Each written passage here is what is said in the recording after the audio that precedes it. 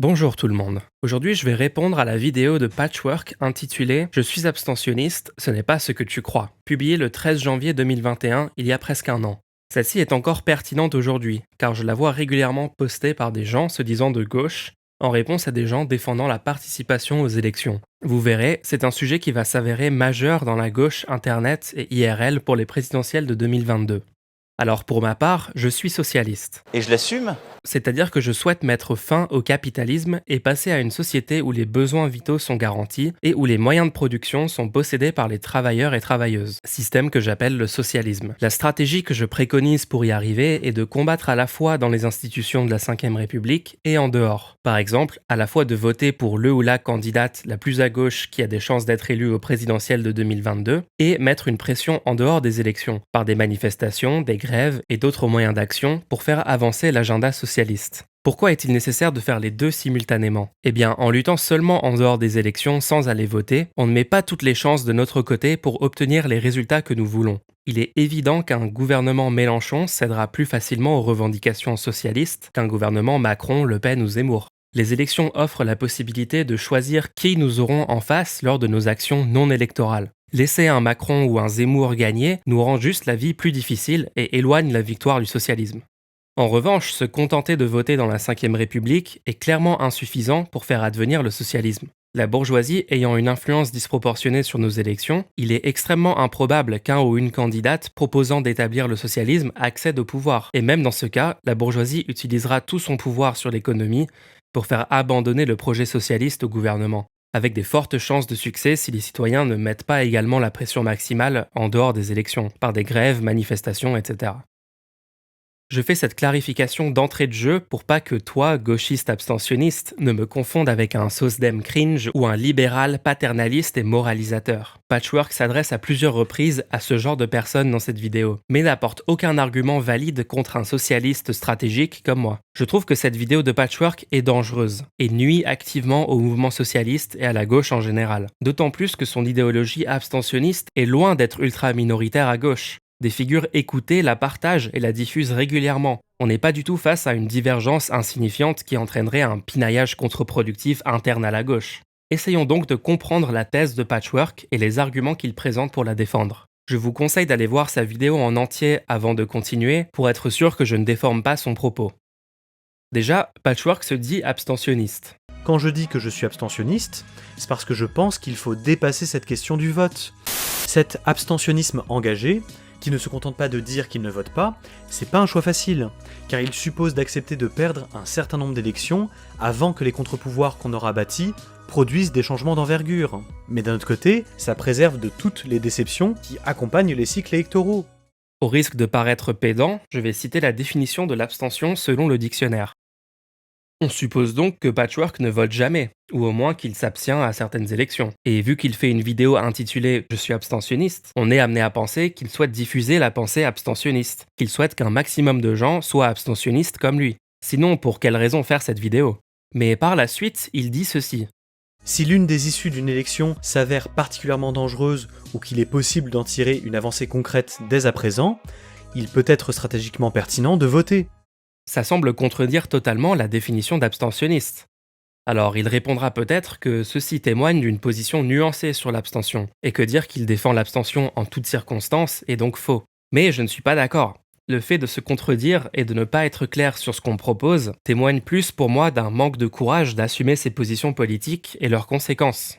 Pour moi, il dit qu'il est abstentionniste en se laissant une porte de sortie pour le nier si jamais on remet en question sa position. La partie 1 de sa vidéo est une analyse historique et une critique actuelle de la démocratie libérale, avec lesquelles je suis entièrement d'accord. Je vais donc passer directement à la partie 2. Ces dernières années, plusieurs personnalités ont pas mal gagné en popularité sur la scène politique. Côté français, on pense au député de la France Insoumise Jean-Luc Mélenchon, et côté américain, il y a le sénateur indépendant Bernie Sanders.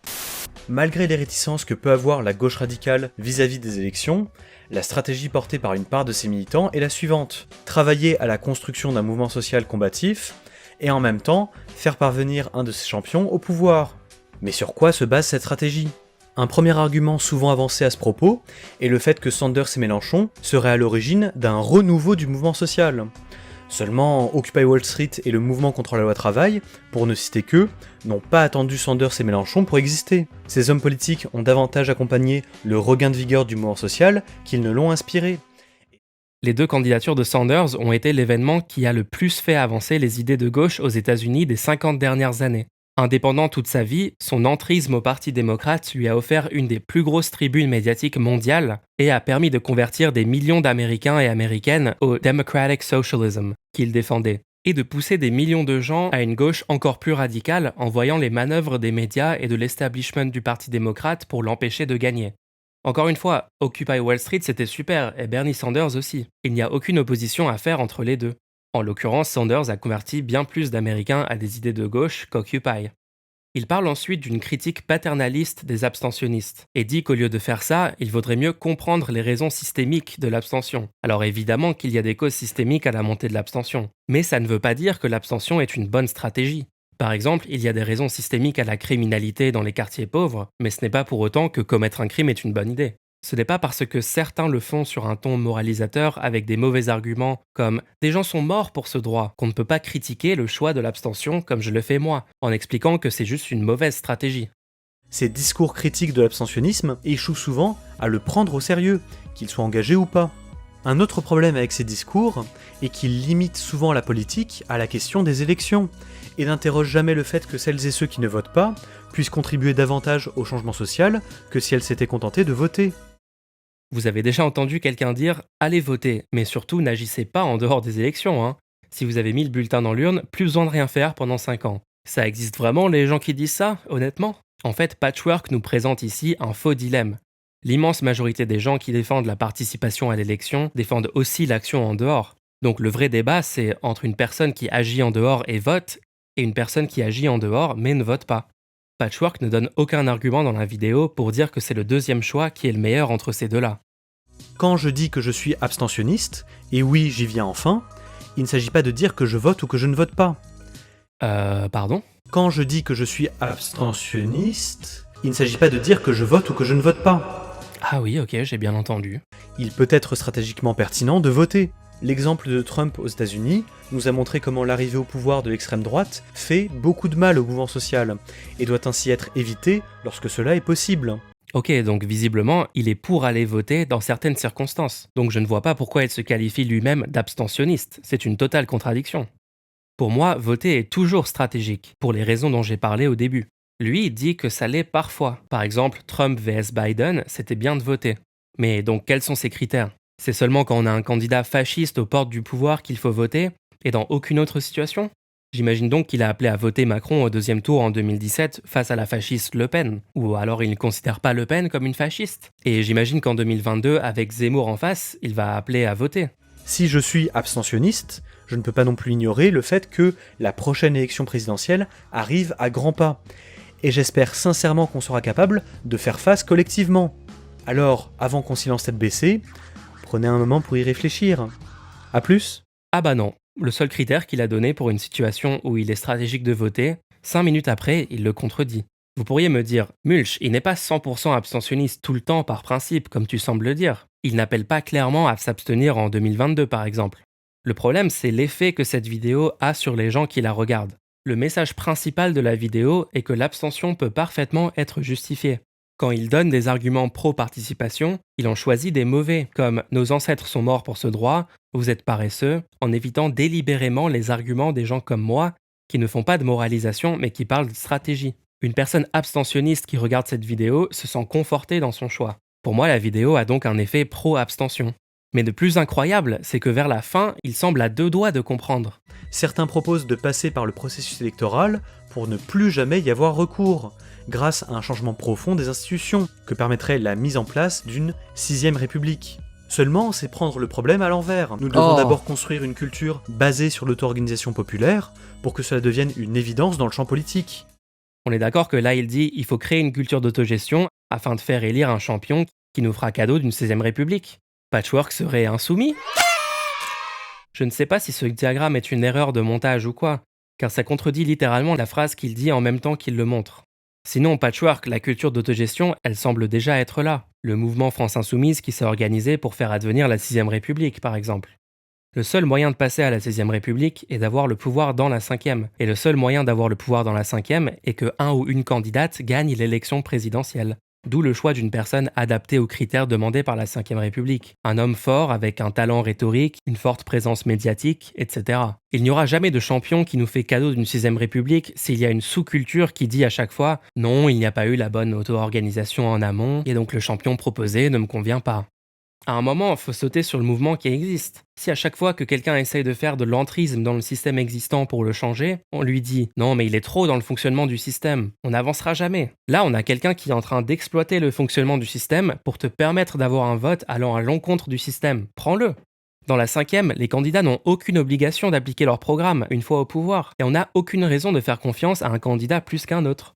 Mélenchon a autant de chances d'être un manipulateur que Macron ou Hollande. Les candidats sont tous à égalité là-dessus, donc il faut juste voter pour le meilleur candidat, aussi appelé candidat le moins pire. Et même si au final c'était une grosse manipulation et le champion promettant la 6ème République ne le fait pas, on s'en fout, il faut quand même voter pour ce programme. Si Mélenchon gagne et n'enclenche pas le processus de la 6ème, il faudra lui mettre une pression monstre par tous les moyens.